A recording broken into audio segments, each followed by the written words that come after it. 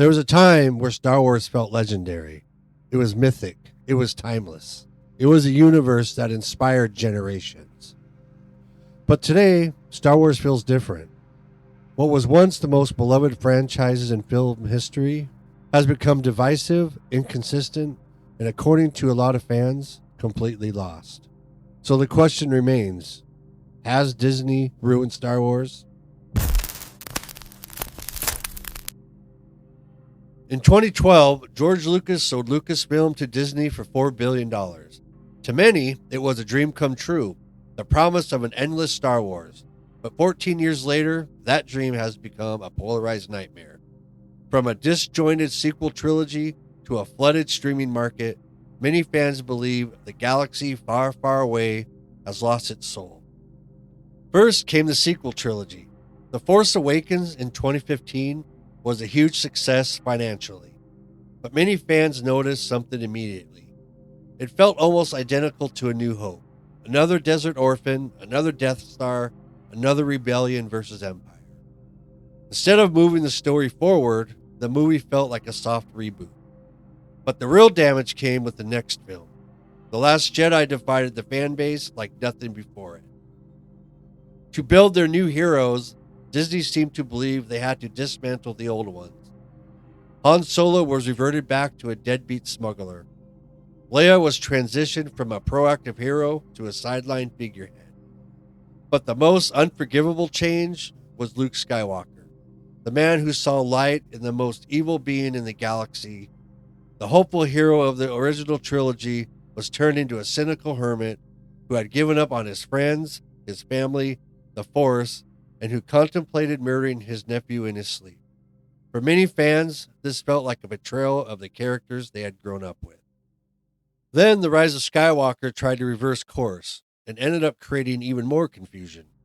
Palpatine somehow returned, major plot points appeared out of nowhere, and the trilogy felt like three movies fighting each other instead of telling one story. The biggest problem? There was no clear plan. Disney launched a trilogy without consistent roadmap between directors, and the result was a story that felt improvised rather than epic. Another issue with Disney's approach has been quantity over quality. Star Wars used to feel like an event, but now it feels constant. Movies, shows, spin-offs, animated series, Disney began pumping out content at an industrial rate. And while some shows have been great, others have felt rushed, unnecessary, or disconnected from the larger story. When everything is Star Wars, nothing feels special anymore. The magic of waiting years for the next chapter has been replaced by content overload. Then there's the internal logic. Disney's Star Wars frequently breaks its own rules to serve the plot. Force healing made the tragedy of Anakin's fall irrelevant. The Hold'em maneuver turned every previous space battle into a plot hole. When the rules of the universe are discarded for a cool shot, the stakes vanish. If the Force can do anything the writer needs it to do at that exact second, the tension is gone.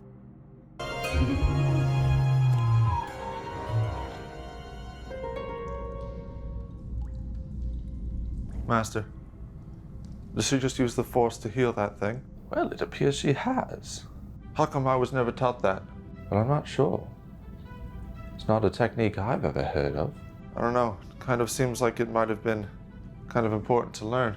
Well, I'm not sure. I'm sure you remember me turning to the dark side. Having Force healing probably would have prevented a lot of that from happening. Another casualty of Disney's approach has been the fan community itself. Star Wars used to bring fans together. Now, it often feels like the fan base is split into factions. Some love the new direction, while others feel like the heart of Star Wars has been lost. And the debate has become one of the most heated in entertainment. Instead of celebrating a shared love of the galaxy far, far away, fans are constantly arguing over what Star Wars should be. To be fair, Disney hasn't done everything wrong. Shows like The Mandalorian reminded fans why they loved this universe in the first place. New characters like Grogu became instant icons, and projects like Andor prove that Star Wars can still tell powerful stories when given the right creative vision. So the problem isn't that Disney can't make good Star Wars. The problem is inconsistency.